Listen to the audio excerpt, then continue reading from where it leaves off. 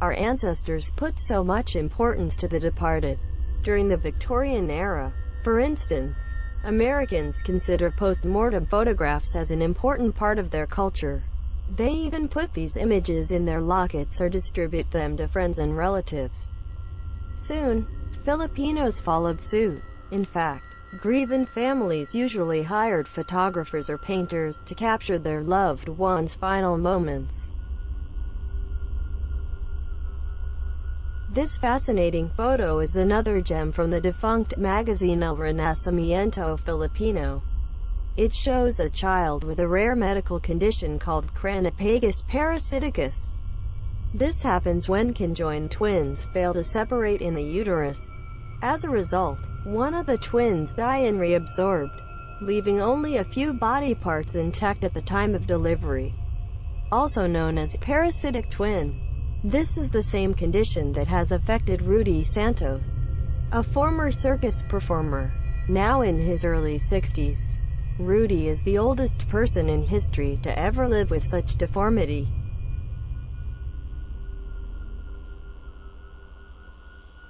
Perhaps you have already seen portraits of Emilio Jacinto plastered in postcards and notebooks before.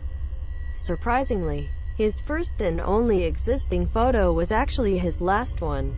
Also known as the brains of the KKK, Emilio Jacinto died of malaria at the tender age of 23.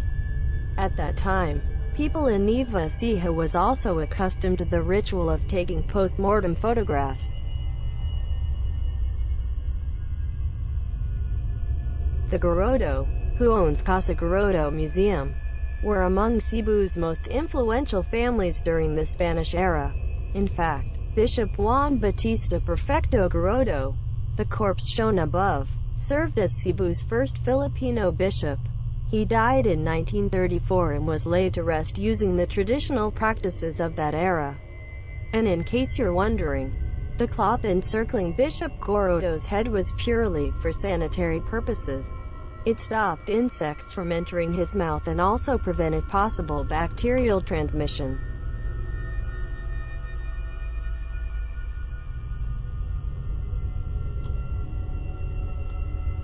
Seeing an actual execution can be a spine-chilling experience you'll never forget. So just imagine how the scene above would make you feel if you witnessed it firsthand. The photo, circa 1900, is just one of the gruesome moments perpetrated by the Philippine-American War. The conflict between American soldiers and Filipino insurgents lasted from 1899 to 1902. It all started when a Filipino guerrilla was shot by an American patrol on February 4, 1899. Soon, Aguinaldo's plan to build an independent nation backfired, resulting in a 3-year conflict that brought thousands of fatality.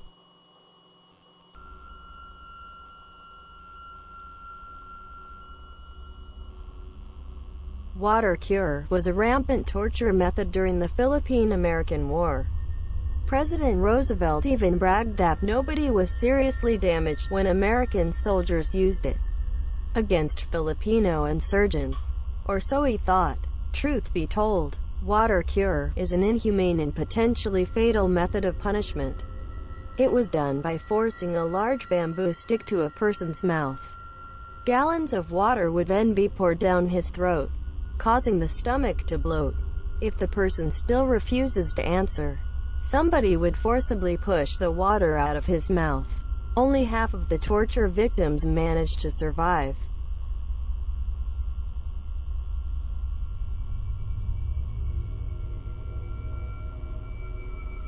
Who says the Philippines is only home to humongous crocodiles, measuring 29 feet and 7 inches long? The big snake above was captured in the Philippine Islands during the early 1900s.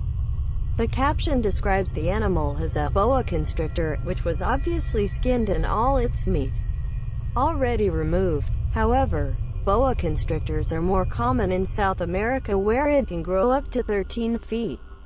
It could be a species of reticulated phyton, considered endemic to Southeast Asia and one of the world's longest reptiles.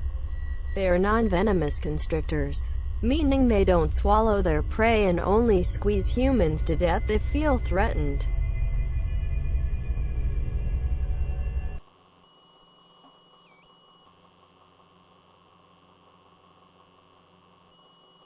Friends,